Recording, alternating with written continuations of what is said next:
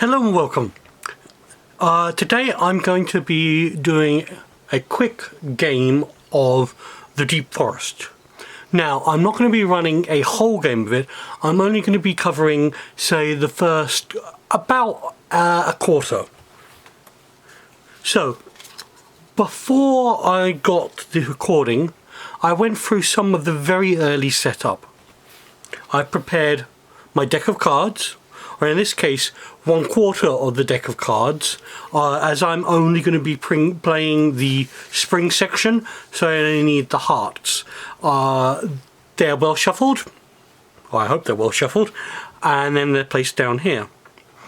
Now, if you notice, I've got the reference card here, just to remind everybody. If you wanted to look at the full rules, I made them available in the last post. If you want to follow along, do your own version of this, that's great. There are a couple of things you're going to need. I think you are going to need a pack of cards. You could possibly, I don't know, write the names of each of the cards on like a bit of paper and then randomly pull them out of a hat. But this is going to be a much better way of kind of randomly going through the seasons. There are also dice. This is for tracking things in the game. Now, if you've got something like a whiteboard or a piece of paper, you could track it that way. But if you've got dice, like I have, I've got the dice out to use. I'm going to move them just to the side of the table.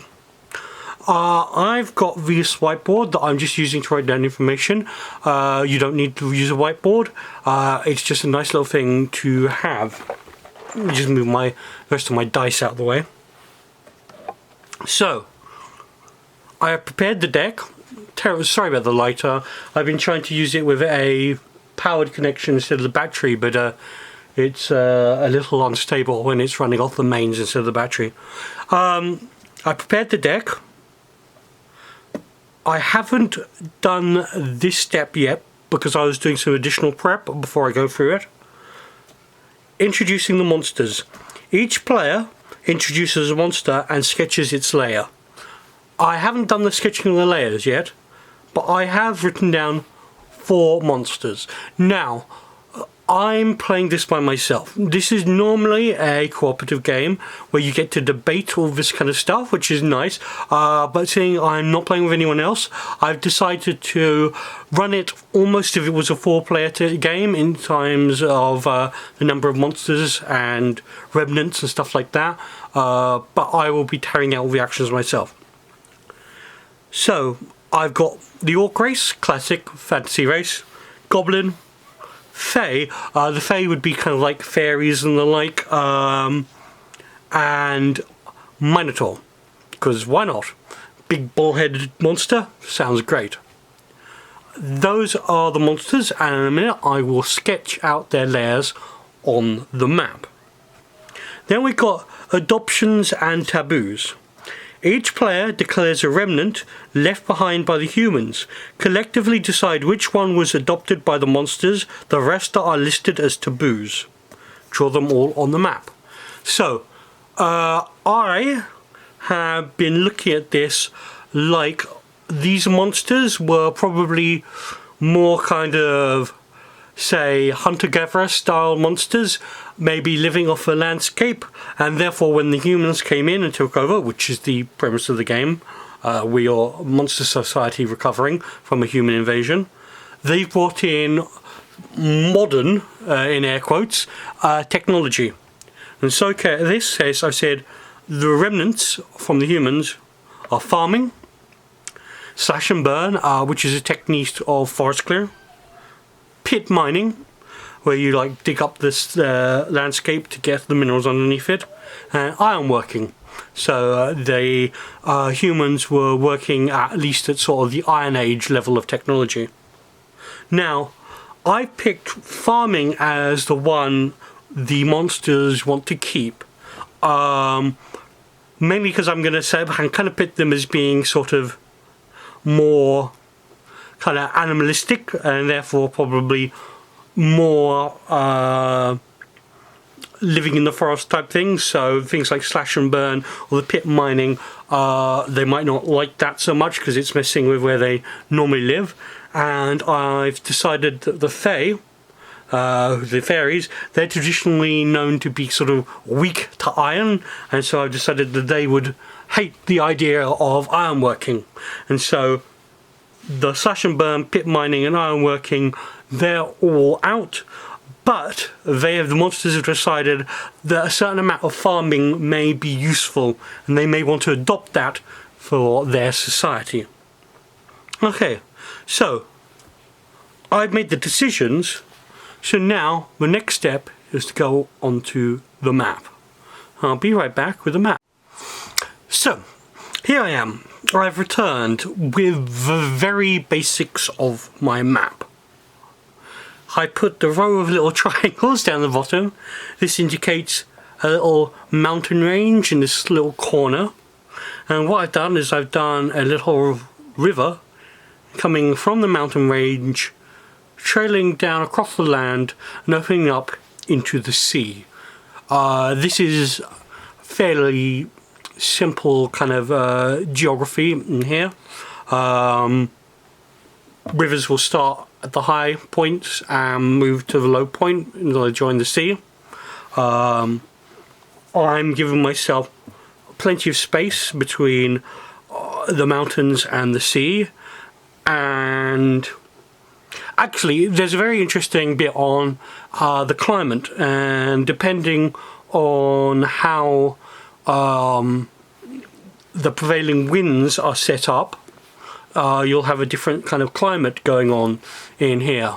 If the normally warm wet winds come in off of this ocean, coming this way, this is going to be sort of very wet, humid forest, because the wet winds will come in and they'll reach the mountains and they'll sort of be blocked, and therefore the wet weather will kind of gather in here, drop down as rain, probably be kind of fairly heavily rainfall based forest. However, if the normally hot, warm air comes in from this direction, what's going to happen is the warm air will hit the mountains, be stopped there, and then only sort of dry air will pass over this, and this will be more like a desert or ton plains or some sort of low moisture area. You can see that in effect in certain areas such as, where am I thinking? Well, I'll get back to that one, but that's a general idea of kind of what to expect maybe in terms of climate. Because I'm going for a kind of classic fantasy, I've got my Fae and stuff, I want a forest. I'm going to assume that this one is quite heavily forested with relatively high rainfall, that kind of stuff. Okay, so I put down this little bit because I want something to start with before I add in my actual things like the defining landmark or the occupation and the monster's lairs, because I want to think about where do I put these things.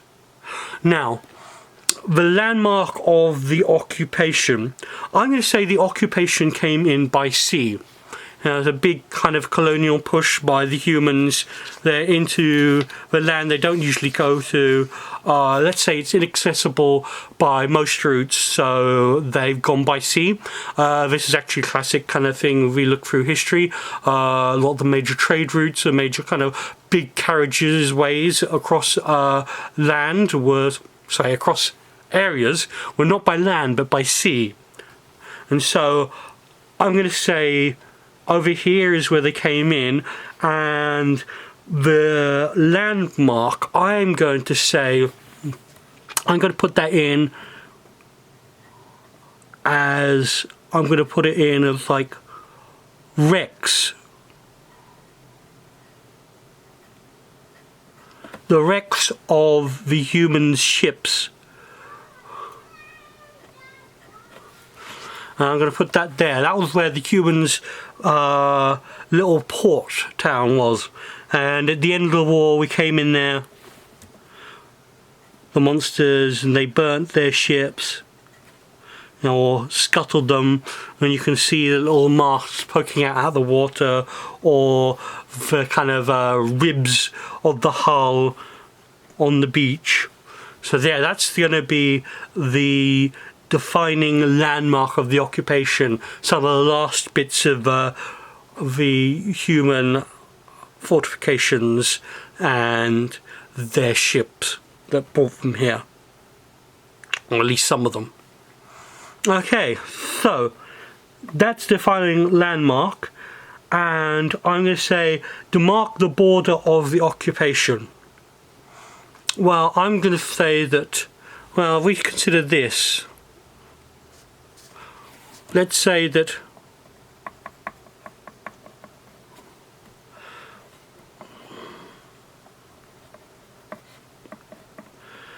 this was the main border. That's not to say that the humans weren't out here, but this was risky territory, whereas this was sort of safe human territory. In fact, I'm going to say draw some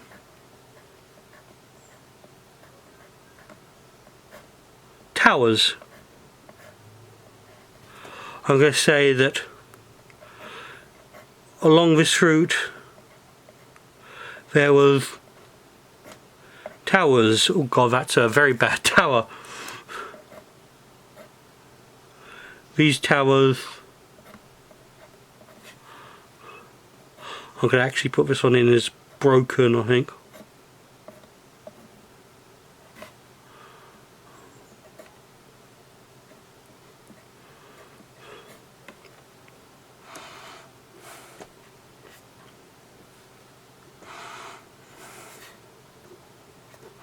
In fact, I'm going to say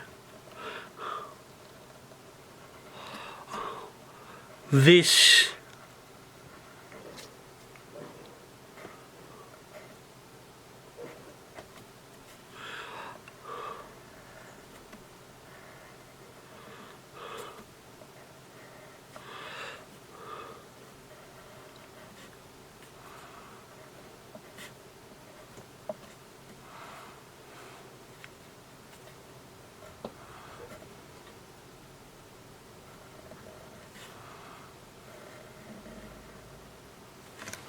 there, I'm going to draw a little road network over there.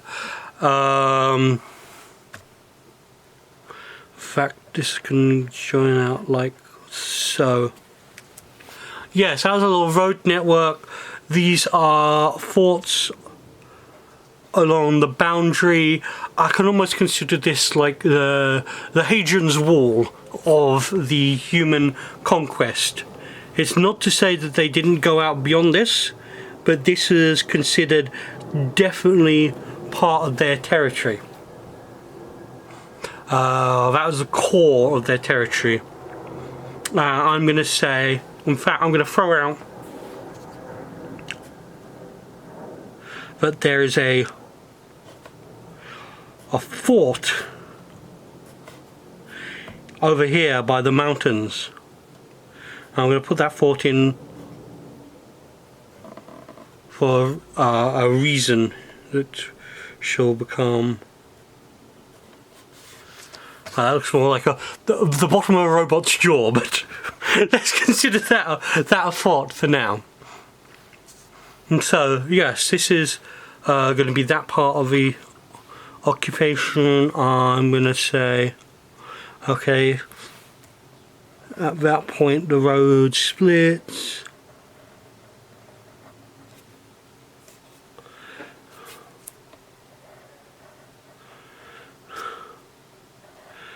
I'm going to say the road follows the river for the most part.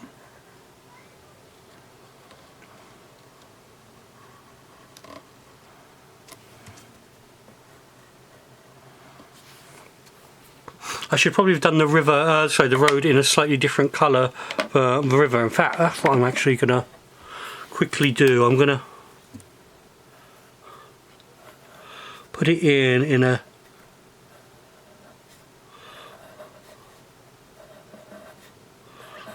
colour like this to kind of really indicate how it's sort of taking over the land, as it were.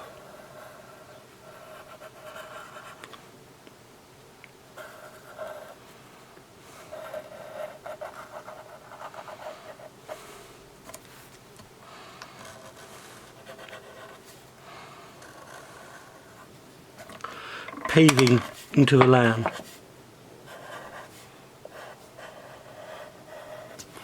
Okay, so that's my basic human occupation. I'll be back in a second where the monsters live. Okay, welcome back. What I've done now is I've just added a little colour in. I put in the mountains in light blue, I put the river in blue, put a few waves in the sea to show that it's the kind of ocean. I put the fort in red, and I've done the road and tower network and the ships as purple. I'm going to say the fort is the furthest extent they've ever got, and this is their main sort of area. Okay, so that is the extent of the invasion. So now we're going to have a think about where all the monsters lived. So let's have a think about this one, shall we? We've got the orcs, the goblins, the fae and the minotaur. Now I'm just going to have a quick look for some more colours. Okay, that's some colours. Let's start with the in reverse order. Let's have the minotaurs first, and they're going to be big sort of ox-headed peoples. So I want to say that they lived in some sort of plain, big kind of grassy area. And I'm going to say that that kind of grassy area was maybe sort of ran along this kind of area, and I'm going to put down a little line sort of mimicking the kind of coastline. I'm going to say this stretch along the coastline, this was kind of lighter, grassier. As you got further back, you got more forested. And therefore I'm going to put the little minotaurs down here. I'm going to give them a little symbol.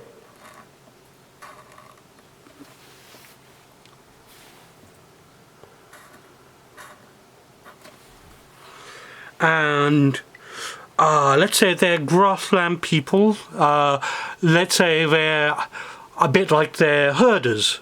They will maybe raise cattle themselves, I don't know, but they'll move about a bit to try and get to new pastures going up and down, and therefore they're not going to have, say, fixed housing.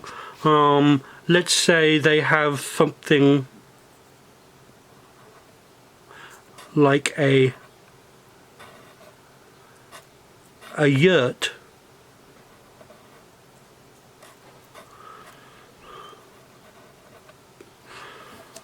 Right, that's my terrible drawing of the yurt and the minotaur totem. And so they would be going up and down in front of grassland area. Now, fortunately, this means that they're one of the first people who come into conflict with the humans, because that's where their initial landing is. That's where the easy going is. So, the next we have the Fae. Well, the Fae are going to be the fairy people, and I think probably best to put those people in a deep forest, shall we say. And so,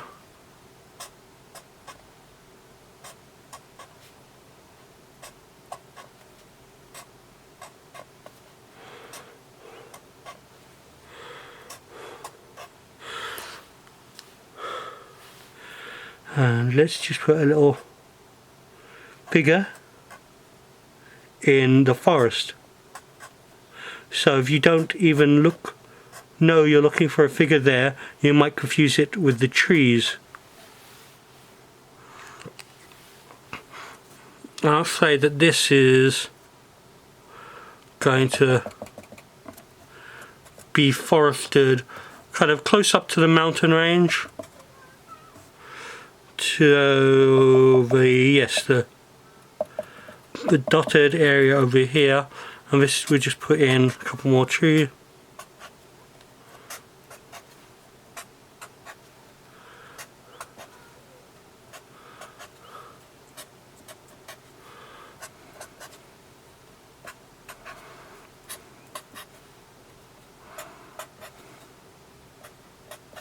I might notice that where the forest lands in here, with the little fairy hiding in the depths of the forest.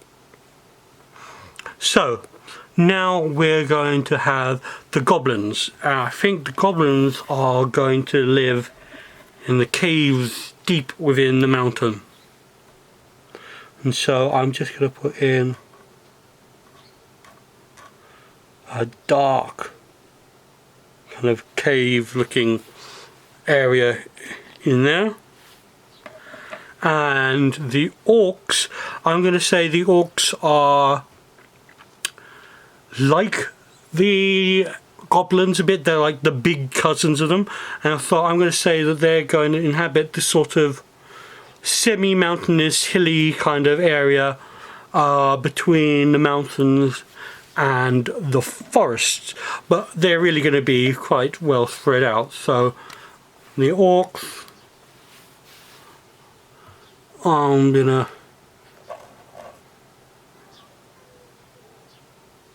what kind of houses would they have? Let's say they have much more permanent kind of housing, but they're gonna be still kind of primitive. I'm gonna just say yes, kind of single story kind of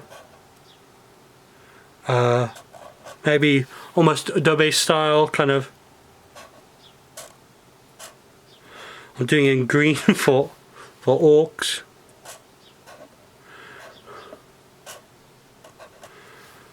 So yes, they've got kind of bits of kind of clay, wood, or I don't know, wattle and daub, something kind of housing in there.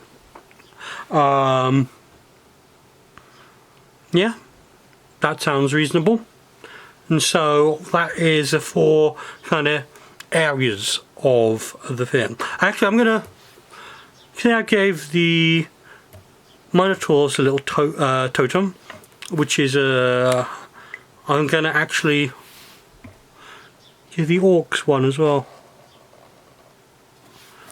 That one is sort of based on a sword, because I'm gonna say that these are the more kind of militaristic of these ones. They're all about the fighting. The goblins are going to be deep within the caves, probably hanging out. And the elves, the fae, kind of elvish kind of type ones, I'm going to have them in the forest, and the little forest itself could be their sigil. Okay, or their totem. And so this is my map at sort of the start of the game. I've got the main areas in here, and it's all set up ready to go. And so I will join you in just a moment. Okay, so I've got my cards ready here. I've got the oracle, which is going to tell me what the cards mean. I've got my reference card here telling me what happens each turn, ready to go. So for the first turn, I am going to draw a card and reveal it. That's going to be the 8 of Hearts. So now I look on my oracle sheet, I go to the 8 of Hearts, and I've got a choice. I can either say there is a large body of water on the map, what does it look like, or the place on the map that has been desecrated, where is it, how might it be restored? So I've got to think about which one of those I want to look into. I'm going to go for the body of water. I mean, I've already drawn the river, but I feel that we're probably still missing a certain something, and this area down here looks pretty plain. So what in fact I'm going to do is I'm going to say that there is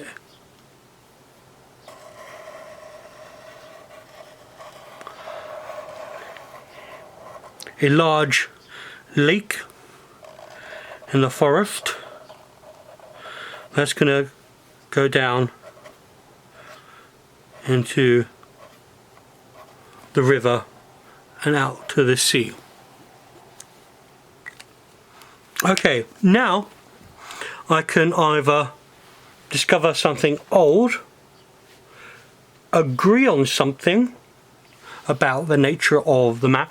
Now, agree on something is not really going to apply for the single player game, but it would help ease like decision making if you're doing the multiplayer game. And start a project. I should kind of like decide that there's something that needs to be done, and then set a time on it, and then have it go. In this case, I want to discover something old, and I'm going to discover something old that relates to the body of water, the lake. In this case, I'm going to say that by the lake there are the remains of a fishing camp. So a little kind of campfire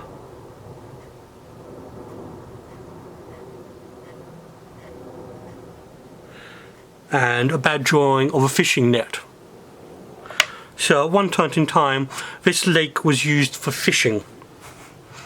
Okay, on to the next turn. Six of Hearts. Six of Hearts. I either see a good omen or a bad omen. I'm going to say that this is going to be positive. There's going to be a positive omen. And the positive omen I am going to see is the flight of a majestic, supernatural bird-like creature across the forest.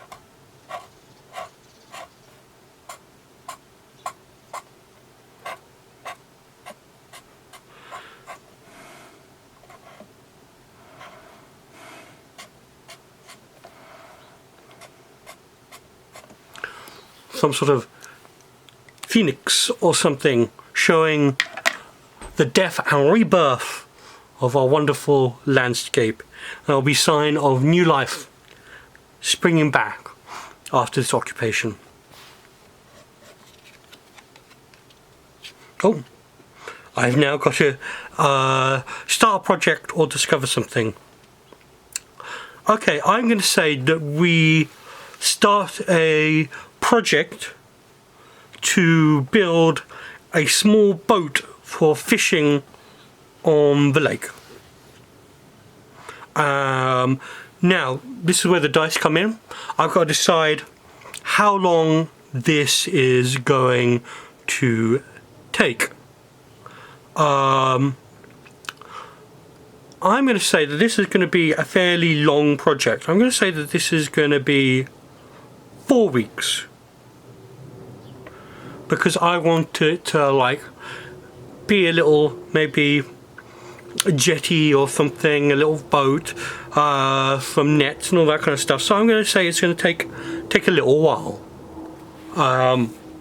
Now, normally in a multiplayer game, this would count down, and at the end, when it's finished counting down, whoever's turn it was would finish the project. I'm going to play it slightly differently. I'm going to say that depending on the length of time needed, it's going to be how big a project is. And so each time the tracker counts down, I'm going to add a small element to the project. Okay, but that's for next round. The King of Hearts. A ritual from the human occupiers has been adopted by some of the monsters here. What is it? Agree on something about why this ritual is vital to retain and preserve your own. Add the ritual to your adoptions. Okay, so this is going to be something on our list over here. So, we've already picked up farming. We've said slash and burn, pit mining and iron working are not okay. What else might we have picked up from the humans that we think is worthwhile? I know. I'm going to say that the initial plan is to refurbish the fishing camp. I'm going to say that we've worked out boat building, shipwrights.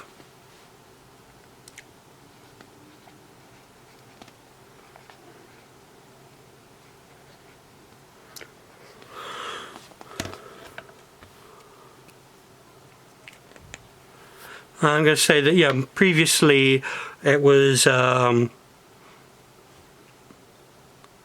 maybe just very rudimentary, kind of like coracles or something like that.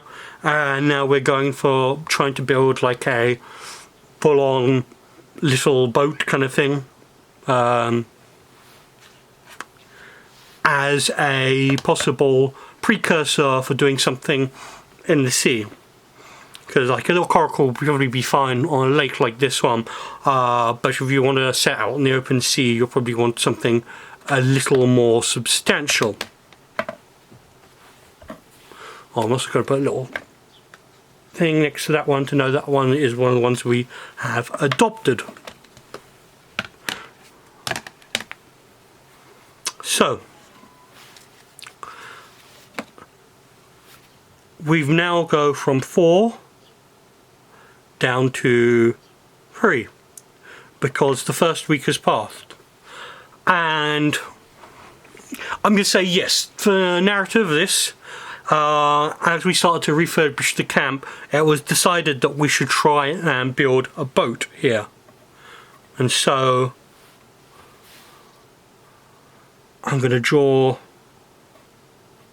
a little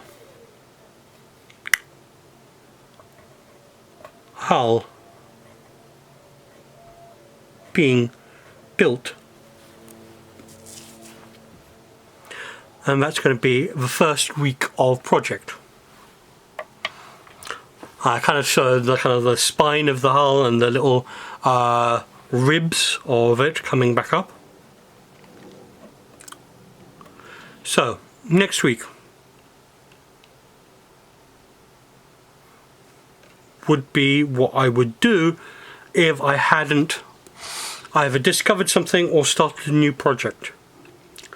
Okay. One of the new projects is going to be... we decided that farming would be something that we'd want to show.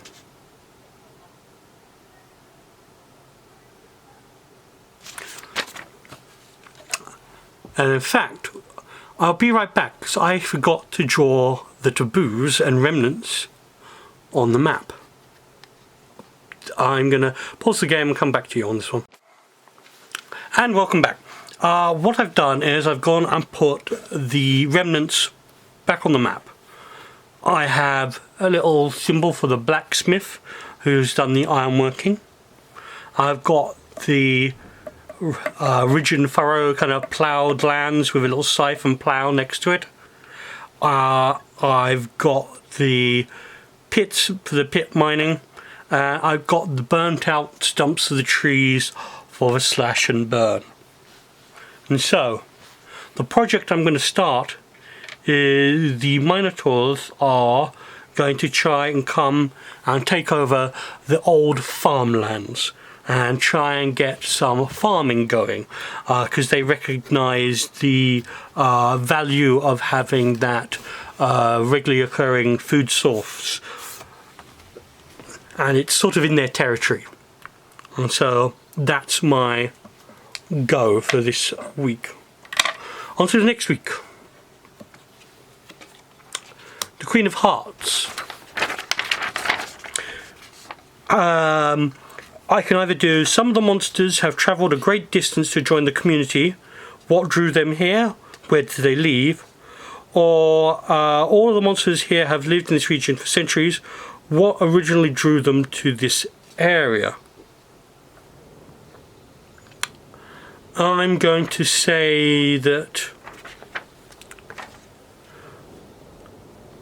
the Minotaurs are some of the ones that travelled here for a long distance. I'm going to say that they've followed their herds after a great drought devastated their lands many years ago. And what brought them here, I'm going to say, is this lush, fertile grass plain between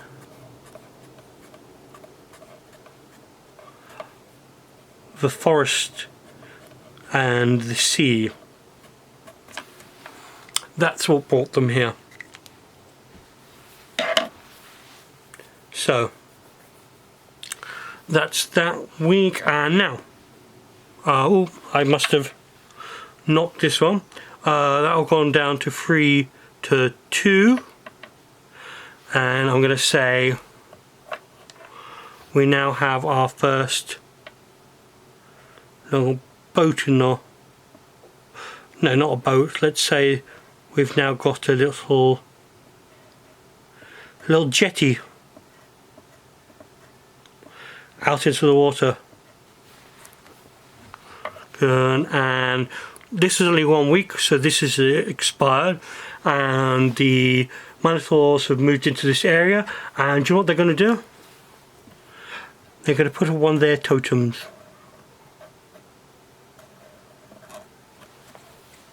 To indicate that they've taken over the farm. In fact, they're going to extend it into this area too.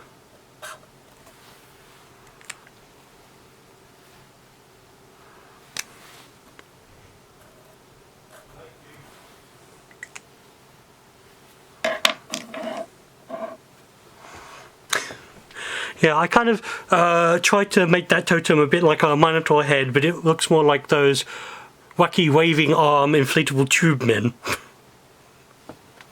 Not exactly, you know, a fabulous sort of creature. So we've done the actions, we've done the projects, and I need to either uncover something old or start a project. I'm going to say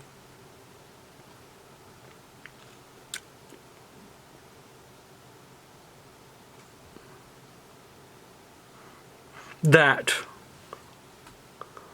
they are going to uncover something old. And I'm going to say what they uncover is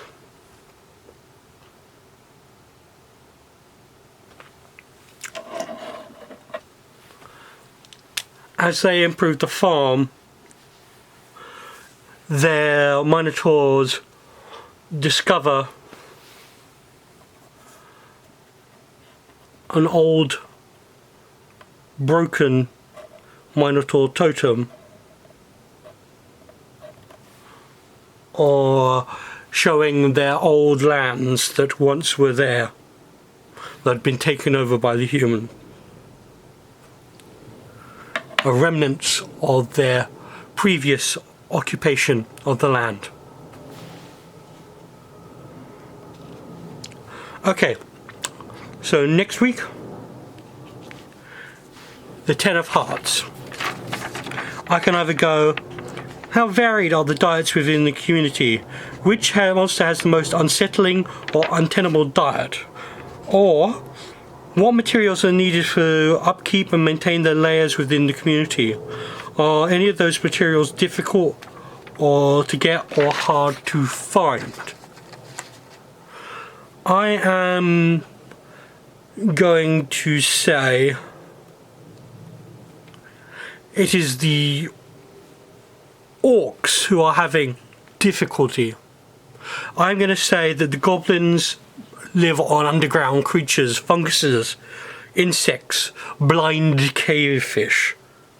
I'm going to say that the Minotaurs, with their farming and grazing, they're reasonably going. The Fae live among the woods. No one really knows quite what they eat. They suspect that it is the fruits and berries of the forests. But the Fae are elusive and keep to themselves. But the orcs like their taste of meat. And normally they would hunt in this area. But due to the mining and interference, prey have been a little bit scarce, and the orcs have to go further afield to find their prey. And so in fact I am just going to put in a little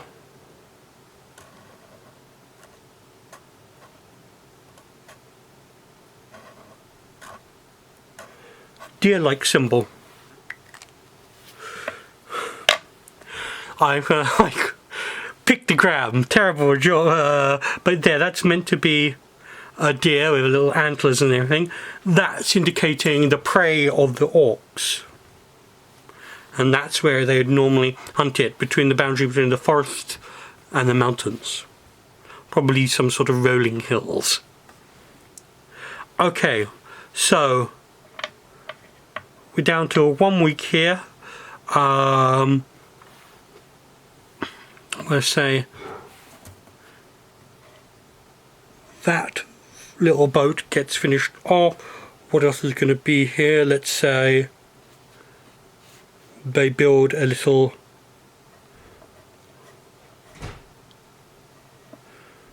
roundhouse to live in during the years, and we're almost ready to get that boat out onto the lake. Now, do I want to start a new project or uncover something else? I'm going to say that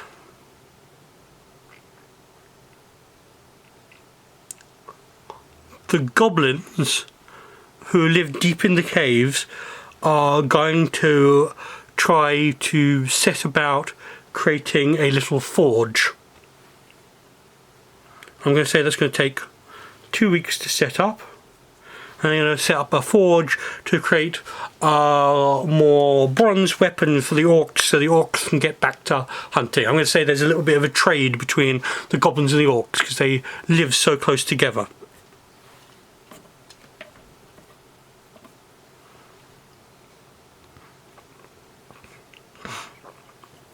Okay, so I've started a project, and so it'd be on to the next week. I'm not going to play a full game of this. I'm probably going to end it in like maybe this next round, because I think this gives most people a pretty good idea of how this game plays, if not in multiplayer, at least by yourself. So I've drawn out a Four of Hearts.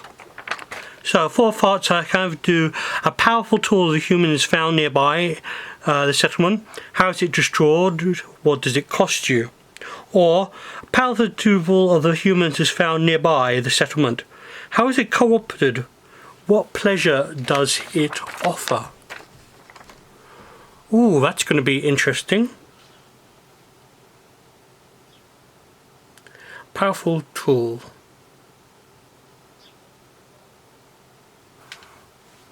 Okay, do you know what I'm going to do? Can I take a break from the sort of... Oh no, that would actually fit the sort of Iron Age kind of conquest. I'm going to make it a bathhouse. Roman style bathhouse. Can I remember what one of these looks like?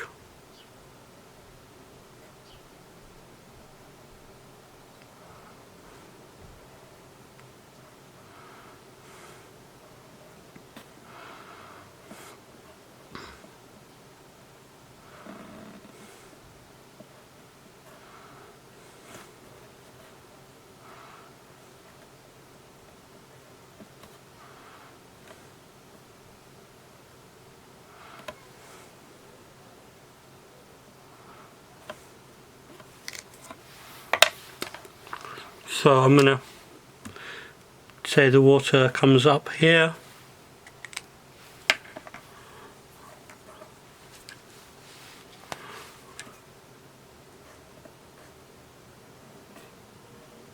The building.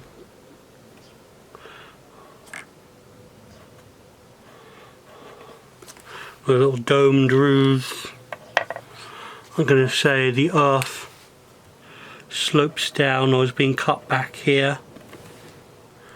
I'm going to say there's a little fire pit in here.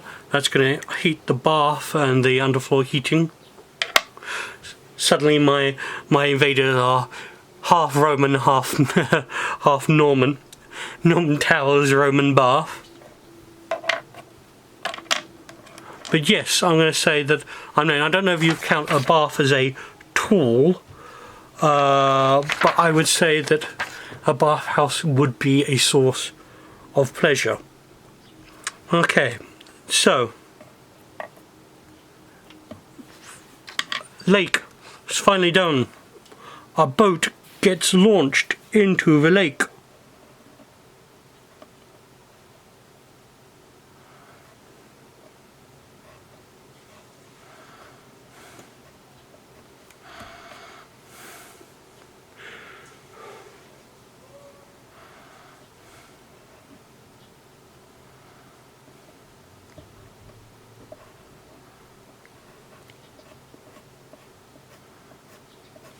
And it throws out a big fishing net.